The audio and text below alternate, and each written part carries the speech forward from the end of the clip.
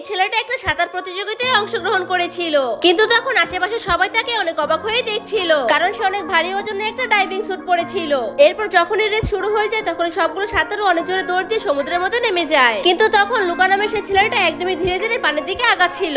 এদিকে সবগুলো মানুষ অনেক জোরে ফুল স্পিডে পানির উপর দিয়ে সাঁতার কাটছিল, কিন্তু লুকা তখন পানির নিচ দিয়ে আরামে হেঁটে যাচ্ছিল। কিন্তু সবচেয়ে অবাক করা বিষয় হলো যখন রেসটা শেষ হয়ে যায় তখনই লুকা নামের সেই ছেলেটা সবার আগে পানির উপরে উঠে আসে। কিন্তু তখনই সবাই জানতে পারে যে সেই ছেলেটা কোনো মানুষ নয়, সেই ছেলেটা হলো সমুদ্রের রাক্ষস, যাদেরকে কিনা মানুষরা অনেক ভয় পেত। এজন্য মানুষের হাতে শিকার হওয়া থেকে বাঁচার জন্য অনেকগুলো বছর ধরে সেই রাক্ষসগুলো সমুদ্রের অনেক গভীরে বসবাস করত। এজন্য লুকা নামের সেই ছেলেটা কখনোই সমুদ্রের গভীর থেকে বাহিরে যায়নি। এজন্য সমুদ্রের বাইরে থেকে ভিতরে আসা সবগুলো জিনিস দেখে লুকা অনেক অবাক হতো, এমনকি অনেক ভয়ও পেত।